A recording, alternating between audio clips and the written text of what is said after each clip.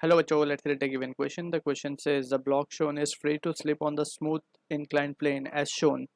The block topples if option A tan theta is greater than a by h, option B tan theta is greater than 2a by h, option C tan theta is greater than 3a by h, option D tan theta is greater than 4a by h. So to understand this question, we need to understand about the key concept of toppling.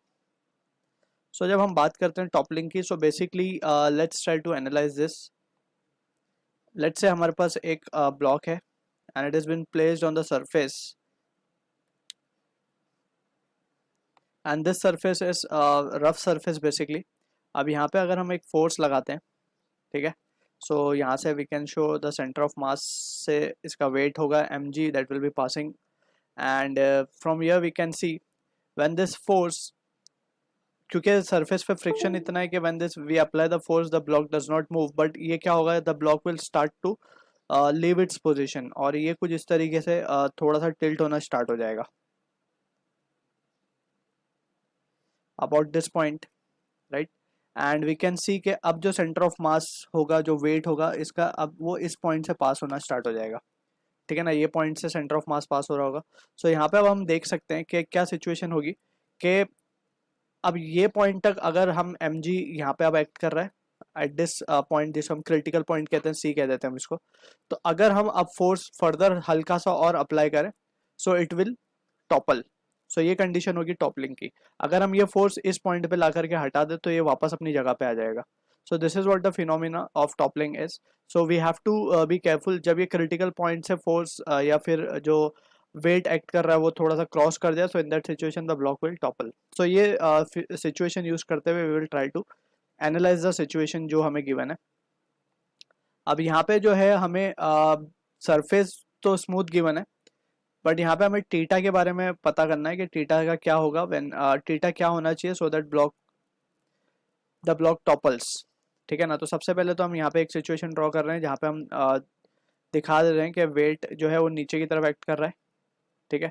And this weight is we can say कि कुछ इस तरीके से we will show it. So हम सीधा वो condition दिखा रहे हैं जहाँ पे हमने एंगल कुछ इस तरीके से उसको इंक्लाइन कर दिया है कि जो सेंटर ऑफ मास से जो वेट एक्ट कर रहा है वो पास हो रहा है क्रिटिकल पॉइंट से, राइट. सो वो situation we will try to show it over here directly, and ये कुछ यहाँ से पास हो रहा है, ठीक है. And in that situation we can see कि अगर हम एक नॉर्मल ड्रॉ कर लें, so if this angle is theta, so we can say ये एंगल भी हमारा कितना हो जाएगा, थीटा हो जाएगा. ये एंगल भी हमारा थीटा हो जाएगा, right.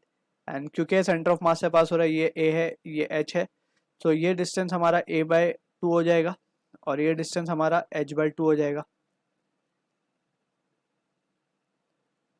Right. So from here we can see जो situation we will be getting is, अगर हम अब यहाँ से देख सकते हैं कि ये सिचुएशन में जो सेंटर ऑफ मास है, जो वेट है बेसिकली mg, वो पास हो रहा है सेंटर ऑफ मास से, और we can say the critical point से c. अब हल्का सा भी इससे ज़्यादा अगर हम एंगल को बढ़ा दें या फिर इसको टिल्ट कर दें, मीन्स एंगल अगर थोड़ा सा और बढ़ जाए, तो in that case we can say the block will topple, right. So यहाँ पे वी कैन सी देयरफॉर, अब यहाँ से कंडीशन हम क्या देख सकते हैं कि tan theta from the figure can be given by the expression a by 2 upon h by 2, that is a by h. यहाँ तक तो ब्लॉक विल स्टे जहाँ पे पोजीशन पे वहीं तक रहेगा. अब इससे ज़्यादा अगर हम एंगल को बढ़ा देते हैं, so if tan theta is greater than a by h, so in that situation what will happen, it will topple. So this will be the condition we are getting, जो कि मैच हो रहा है option A के साथ. I hope you understood the solution. All the best.